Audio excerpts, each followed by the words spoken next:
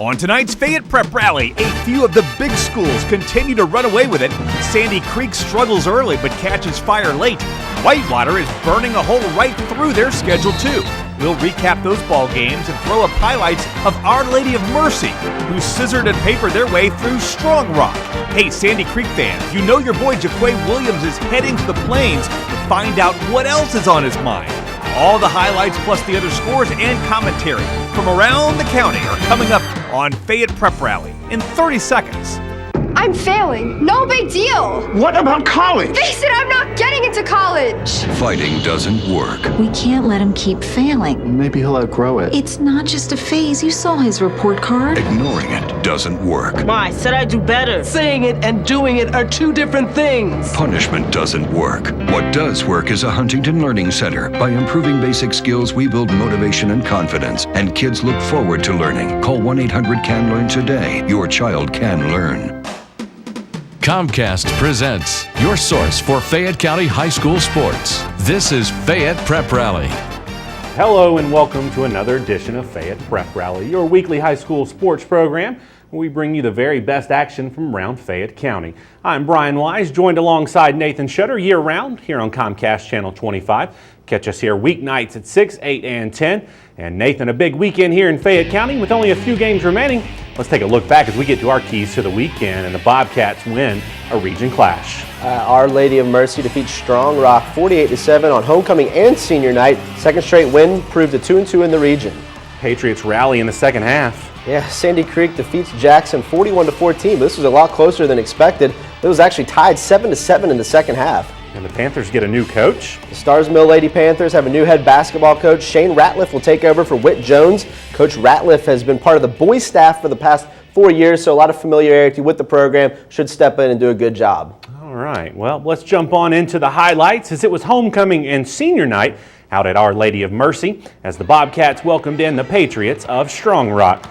The Bobcats would get things started quickly as senior Adam Rose gets the handoff and breaks around the edge. Makes a man miss, has one more to beat. 10-5 touchdown. Bobcats up 7-0. Strong Rock would be forced to punt. The snap goes over the head of Travis Darrow, and Darrow would recover, but the Bobcat defense is Johnny on the spot.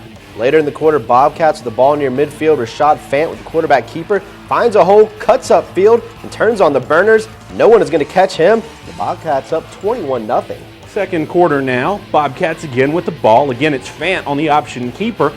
Breaks the tackle, cuts all the way back across the field, showing off that speed again. It's going to be a touchdown for the Bobcats. They lead this one now 28-0. Later in the quarter, Bobcats threatening again. The give is to Adam Rose, who breaks it to the outside, makes a couple of moves before finally being brought down inside the 5-yard line. That would set up this 4-yard touchdown run by the fullback Chauncey LeBeau, who lowers his head and bulls his way into the end zone. Bobcats up 35-0. Late second quarter now, it's Rose again with the ball. He finds a huge hole up the middle, cuts back across the field, high-stepping it down the sideline, makes one more cut into the end zone for the touchdown, 42-0 Bobcats at the half. Third quarter, the handoff is to Albert Wilson. He finds a seam up the middle. It's going to break a couple of tackles and into the end zone goes Wilson. Our Lady of Mercy wins this one big, 48-7 over Strong Rock. And Nathan, big win on homecoming, big win on senior night. What are the chances for Our Lady of Mercy to make the playoffs? Well, they still have the chance to make the playoffs, sitting at 2-2 in the sub-region. It's going to be a tough road to hoe, though. Unfortunately, they sit in fourth place currently. They need to finish in the top 3 to get into that region playoff. Unfortunately, 2 of the teams that have already beat them are ahead of them, so that's not good for them. And then they play Eagles Landing Christian Academy this Friday. That's a huge game. Eagles Landing undefeated in the region, kind of the favorites to win the region. So they're going to have to pull off a major upset on Friday night to keep in that playoff hunt. They still have a chance, but they're going to have to go out and knock off the top team. Yeah, and that's always a tough thing to do. All right, let's take a look back at the rest of the Week 8 action from around the county, and we start things off with the Wildcats of Whitewater, who are trying to stay unbeaten atop the region. And they do just that, defeating McIntosh 38-3 in this game. Kendall Conley rushed for 2 touchdowns. Trey Walford added another rushing touchdown. Wide receiver Blake Barnes and Jake Carlson caught touchdown passes from quarterback John Mark Rhodes. Wildcats are off this week before the big game versus Northgate to wrap up the regular season and a potential trip to the region championship for Whitewater. How about the Tigers of Fayette County? Another tough loss for Fayette County. They lose to Upson Lee 21-14. The Tigers actually led 14-7 at the half. 4 of the 7 losses have been by a touchdown or less for Fayette County. The average margin of loss is 8.7 points. The biggest defeat was Whitewater, who might be the top team in the region. It was just 17 points. So this team has been in a lot of games, just can't find a way to win. How about Landmark Christian? Tough loss to Eagles Landing Christian Academy, the top team in the region, 35-14. The game was tied 7-7 in the second quarter. Landmark able to secure 2 onside kicks in this game, but ELCA scored 3 quick touchdowns to take a 28-7 halftime lead.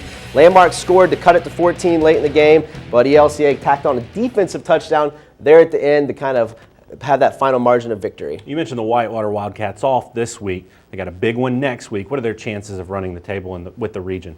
I think it's very good. The good news for them is they have a bye this week, so have a chance to rest some players, kind of reflect back on the season and get ready for that big matchup with Northgate. The winner will go to the region championship. Northgate, of course, playing Stars Mill this week, but the winner of Whitewater and Northgate goes on to represent this sub-region in the region championship game. I really like Whitewater's chances, especially with the bye week heading in there. They have the time to prepare. They played good all season. I don't see why it would stop in Northgate. And if they make it to that region championship game, I think that this is the stronger side of the region with Northgate and Whitewater. So I think the winner of that game will be the region champion. All right, sounds good. I can't wait for that matchup in just a couple of weeks. It's time now for our player profile segment as we take a look at the Patriots of Sandy Creek senior wideout JaQuay Williams. FPR's Daryl Shore has the story. He has great hand strength. He's very physical. That fast and physical play has gotten Sandy Creek's JaQuay Williams plenty of attention. Most experts see him as the top receiver in the state of Georgia, which is why it's no surprise that he's headed to Auburn to play for the Tigers. I was real confident in picking Auburn because they were giving me more than what other colleges were giving me, and it's still some more colleges out there trying to get me.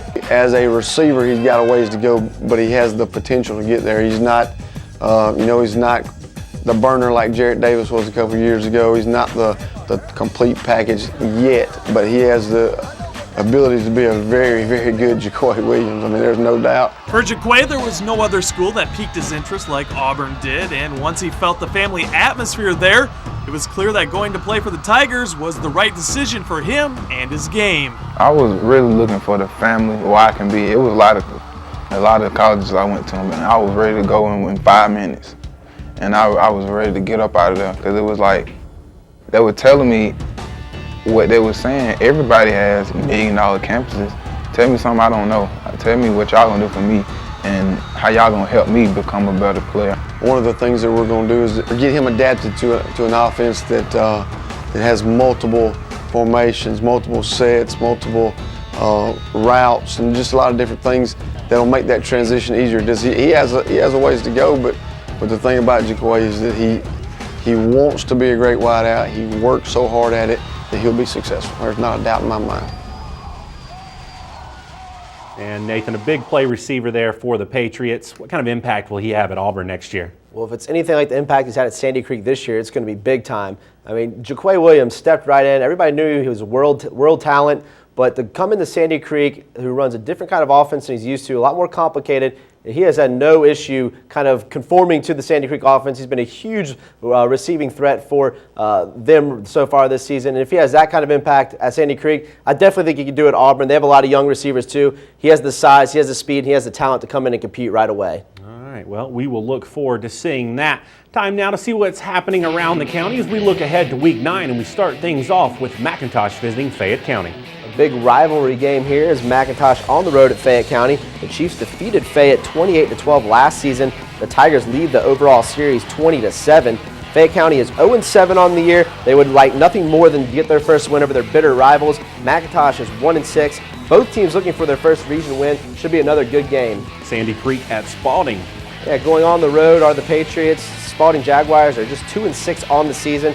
Sandy Creek won this game 38-0 last year, looking for their 37th consecutive victory, 7-0 on the season, 6-0 in region play. Don't see Spalding slowing Sandy Creek down this week. Look like they will get that 37th straight victory. And Stars Mill and Northgate. A big game for both teams here. A must-win for Stars Mill to remain in the playoff hunt. They were off last week, so they had a bye. got a chance to rest up and prepare for this one. Stars Mill defeated Northgate 35-24 last year. The Vikings are a different team, though, this year. 7-0 overall, 4-0 in the region. Win or lose, Northgate will face Whitewater with a trip to the region championship on the line next week. Should be a good game between the Panthers and Vikings this week. All right. Well, being such a big and important game, who needs this win more, Stars Mill or Northgate?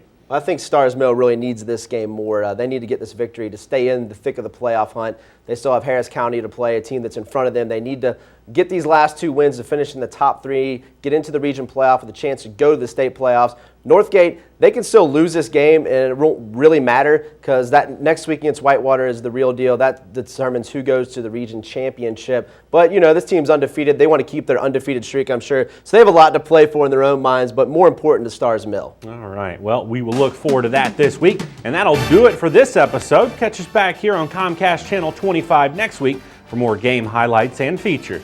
And be sure to like Fayette Prep Rally on Facebook. And you can also follow us on Twitter to see what's happening on the show. For Nathan Shutter, I'm Brian Wise. Thanks for watching, and we'll see you under the lights. Grab some wood there, bub.